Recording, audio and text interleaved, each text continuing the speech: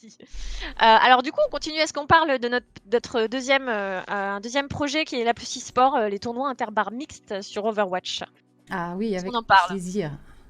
Auquel tu as largement participé, Lita, que ce soit à l'organisation générale du tournoi, les relations avec les bars, mais aussi la production et le cast de ces tournois qui sont franchement fun. On passe toujours un super bon moment, et j'espère qu'il y en aura d'autres, hem, n'est-ce pas? Oui. Enfin, je pense que toi, tu as kiffé aussi de caster les tournois, hein? Alors le tournoi Interbar, ça nous touche un petit peu plus parce qu'on fait partie du pôle e-sport de l'association Women in Games.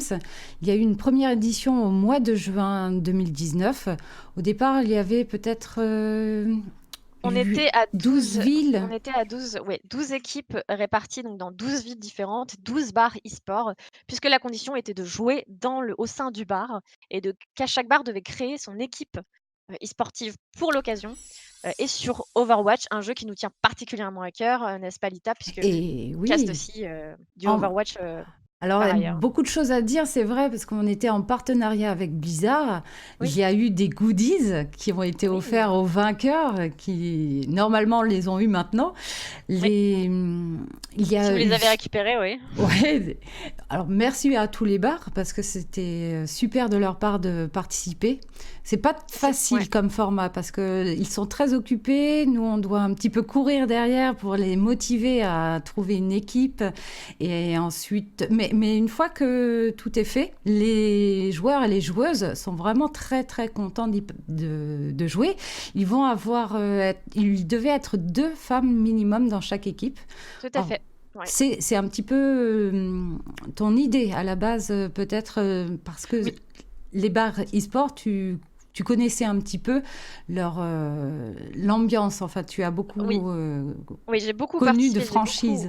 oui, j'ai beaucoup traîné dans les bars e-sport, je le reconnais puisque j'ai habité à 30 mètres d'un bar e-sport, d'un Warp Zone, donc je passais ma vie là-bas et je ne faisais pas que jouer. La plupart du temps d'ailleurs, je ne jouais pas, plutôt, boire et entre amis. Mais c'était bien d'avoir ces ordinateurs et ces consoles à disposition pour pouvoir jouer et surtout les tournois qui étaient organisés, j'aime beaucoup parce qu'on est dans ce cadre effectivement convivial et on se retrouve à jouer avec des personnes qu'on ne connaît absolument pas ou qu'on connaît très peu et on crée cette équipe et ça crée une cohésion justement, sur le moment et on passe un excellent moment et le problème, c'est que quand je participe à ces tournois, je me rendais compte souvent que j'étais la seule femme à m'inscrire à ces tournois qui sont pourtant des tournois amateurs pour le fun et pourtant des femmes dans les bars e-sport, on sait il y en a énormément, c'est pas ce qui manque et pourtant quand on arrive au moment de l'inscription au tournoi, on se rend compte qu'elles ne veulent pas s'inscrire. Alors il y a peut-être, «Non, je ne connais pas les personnes qui jouent, je ne me sens pas à l'aise», «Non, je me sens pas assez à la hauteur, j'ai pas envie de me ridiculiser», ou tout simplement «Non, ça a pas l'air fun, ça me donne pas envie».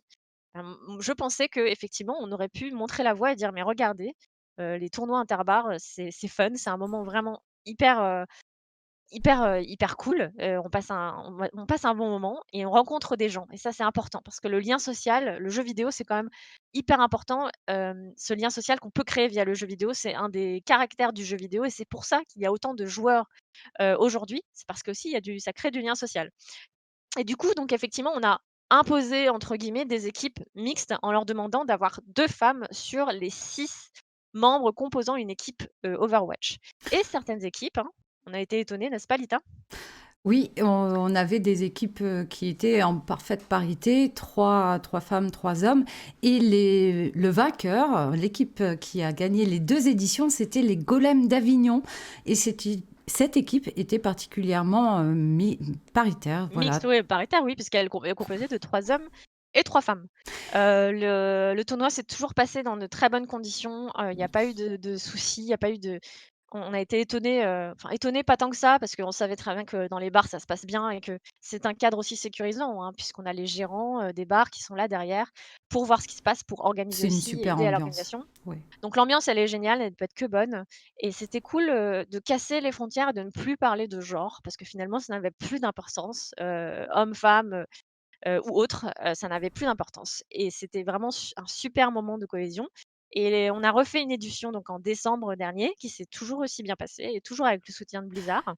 Avec Après, beaucoup plus, de compétition, hein, j'ai l'impression il y a sur un la esprit de deuxième compétition, ouais. édition quand même. Il y a un esprit de compétition qui se crée naturellement parce que de tournoi en tournoi, on a envie de gagner le suivant et cetera et Avignon ne voulait pas lâcher sa place sur, vu qu'ils avaient été premiers à la première édition. Donc il y avait énormément de compétition. Peut-être qu'il faut faire attention parce que l'esprit de compétition, il faut pas que ça devienne non plus quelque chose de trop fort puisque on est juste là aussi pour s'amuser. C'est un tournoi amateur. Il y avait à gagner des goodies certes, alors les goodies, c'était un bonus puisque ce n'était pas prévu, mais Blizzard nous a fait le cadeau, à chaque fois, et donc c'était super cool de leur part. Donc il faut savoir que les gens s'inscrivaient sans savoir qu'il y avait des goodies à la clé. Donc ça prouve que déjà il y a un bon esprit, une envie de jouer ensemble et ça, c'est déjà super bien et ensuite on verra si on va recommencer un tournoi. On vous avoue, franchement que la coordination et l'organisation d'un tel tournoi, c'est énormément de travail. C'est beaucoup de monde, à coordonner, c'est difficile parfois de joindre les bars et de les mobiliser parce qu'eux aussi ont beaucoup de travail dans la gestion de leur bar et on a pensé grossir et augmenter le nombre de bars, mais ça devient du coup de plus en plus complexe. Donc on verra si on va partir sur des formats un peu plus petits, puisque là, le tournoi était à chaque fois sur 2 jours, ce qui obligeait les équipes à revenir dans les bars, donc le lendemain, s'ils étaient qualifiés. Peut-être qu'il y aura un autre jeu aussi. On a une forte Tout à fait, communauté féminine sur LoL. C'est ce que les bars e-sport nous ont aussi relaté. C'est tout à intéressant fait. de le savoir. Et comme en plus, voilà, LoL fait partie d'un jeu qui est de l'incubateur, Oui. peut-être que ça va être intéressant de se pencher sur un autre jeu. Et j'en profite aussi parce que tu m'as tendu la perche tout à l'heure et je ne l'ai pas prise par rapport au cast. Les tournois Interbar, c'était diffusé sur cette chaîne Twitch WIG de Women in Games donc, et ça nous a permis aussi de mettre en avant le métier e-sport du cast sur Overwatch là notamment. On a pu y participer avec Fifi, il y avait Mmh. Pops, il y avait moi, il y avait Camille the Kid, c'était mixte, hein. Il y avait Seiya. Enfin, je vais peut-être pas tous les citer non plus, mais vous pouvez revoir encore les vidéos, les matchs qui sont sur la chaîne YouTube. C'est assez sympa et intéressant. Et pour la petite anecdote, la compétition qui actuellement est enfin la compétition All for One, et bien sur Overwatch va réunir plein d'équipes et on retrouve les Kraken de Marseille.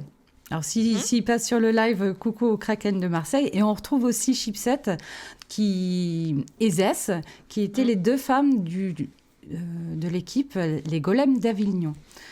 En plus, il y Oui, a Strikes, qui était à Lyon, au Meltdown de Lyon, si je ne dis pas de bêtises, oui, et qui fait ouais, c'est ça. partie d'une équipe mixte sur Overwatch aussi. Donc vraiment, c'est pas fermé, hein. Nous, on n'est qu'une petite goutte et autour, vous avez énormément tout un écosystème qui est très intéressant. Enfin voilà, c'était une parenthèse, Oui. mais on les retrouve, on les suit et Mmh. puis ça fait très plaisir. Et comme tu le rappelles, le cast aussi était mixte, hein, puisqu'on avait des hommes, des femmes, et cetera. Et j'en profite parce qu'il y a une question aussi de Alpha Blue Light sur le chat qui nous demande: «Est-ce que les gars sont sympas avec vous au moins?» et il nous demande ensuite: «J'aimerais savoir si les filles sont meilleures joueuses que les autres, que les Alors, garçons, pardon». Donc les j'aimerais te garçons sont... répondre: oui, Oui. les gars sont sympas avec nous, bien sûr. Je pense que la toxicité est un problème général qui, touche tout le monde. Certes, les femmes sont parfois touchées, un peu plus parce que, des fois l'agressivité est un peu plus forte et il peut y avoir des insultes en ligne, la plupart du temps, qui sont, très, axées sur justement notre genre. Ce qui peut être parfois décourageant pour certaines femmes. C'est un fait, il faut faire avec. La toxicité, c'est un combat, aussi à mener pour tout le monde parce qu'aujourd'hui, ça rebute beaucoup de personnes, de jouer à certains jeux vidéo quand on arrive dans un jeu et qu'on se fait insulter, homme ou femme, il y a beaucoup de personnes qui abandonnent. Donc la toxicité, il faut simplement faire comprendre que certes, on est en ligne, on est à distance, donc on s'énerve, on a des mots durs. Il faut parfois éviter de dépasser certaines frontières et il y a des insultes qui sont assez impardonnables et notamment aussi le harcèlement n'est pas, pardonnable et il faut commencer à réaliser que, internet n'est pas un domaine où il n'y a pas de loi ou qui s'applique. Elle s'applique comme par ailleurs et il va falloir aussi que ces personnes-là qui sont un peu trop toxiques, bah, se remettent en question. Après c'est une question, on va pas en parler ce soir, mais c'est une question aussi d'éducation et cetera. Ça peut être, des sujets à parler sur notre chaîne, hein. Oui, Mais, c'est on rencontre des gens toxiques comme on rencontre des gens très bienveillants. Hommes ou femmes, on fera ou personnes non binaires, on va pas faire de différence de genre. Comme effectivement, est-ce que les femmes sont meilleures que les hommes sur les jeux ou inversement? Ce n'est pas une affaire de genre, c'est une affaire plutôt de personnalité, de compétences le jour où peut-être on arrivera à avoir, un certain équilibre entre hommes-femmes, personnes non binaires et cetera, on verra plus trop ces différences-là justement en termes de compétences et voilà, tout sera un peu plus clean. Donc voilà. ouais. Je pense que ça peut être, effectivement un sujet de débat, la toxicité, parce que ça devient quelque chose d'assez grave, parce que ça devient vraiment très, très violent, en ligne et heureusement que, par exemple, dans les événements, les organisateurs d'événements en ont pris conscience et font très attention aussi à ce qui se passe au sein de leurs événements, que les structures e-sportives aussi, au sein de leurs structures, bah, ils se professionnalisent et donc ils commencent à devenir, moins en moins indulgents et être de plus en plus sévères avec leurs joueurs qui sont vraiment, parfois qui dépassent les bornes et manquent de respect. Donc ça, c'est une bonne chose. Je pense qu'on va dans le bon sens à ce niveau-là, mais il ne faut pas l'oublier, il faut en parler. C'est pas un sujet tabou. Il faut pas hésiter à en parler.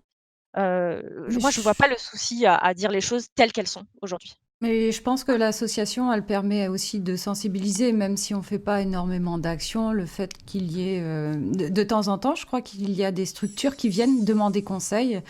Ça, alors bon, bah, dans l'e-sport, moi je le vois puisque je fais partie du pôle e-sport, mais il y a beaucoup de structures qui viennent nous voir et qui demandent des conseils et Oui, tout à savoir fait, hein. comment ils pourraient améliorer les conditions aussi pour les femmes qui font partie Mmh. Ouais, mais encore une de... fois, la toxicité n'est pas une affaire de genre, hein. Il y a des femmes comme des hommes très toxiques. C'est plutôt un fléau un petit peu de la société d'aujourd'hui où on a tendance à se cacher derrière un écran et à vouloir balancer sur les gens, pensant on pourra rester impuni. Mais la Voilà. plupart me semblent quand même bienveillants. Enfin, La c'est... plupart des très franchement, dans le tournoi Interbar, on a eu que de la bienveillance de la Ouais. part de tout le monde. On n'a pas eu une seule Non, personne non, non. toxique. On a des gens qui s'énervent un petit peu parce que l'esprit de compétition, alors ils perdent, alors ils sont frustrés, ils s'énervent un petit peu, Non, mais mais c'est ça, c'est resté le dans jeu, un ouais. cadre, ouais, c'est resté dans un cadre tout à fait, c'est resté assez respectueux, voilà, ça arrive à tout le monde d'avoir un coup de sang un peu, de s'énerver à un moment donné, mais en général, quand le calme revient, voilà, il y a des excuses et on passe à autre chose. On n'est pas là non plus pour, Non, mais mais c'est... non, mais il faut le dire, ça peut arriver, de s'énerver aussi, surtout dans les jeux compétitifs, hein. C'est quelque chose qui voilà, ça peut aussi un peu provoquer, quoi.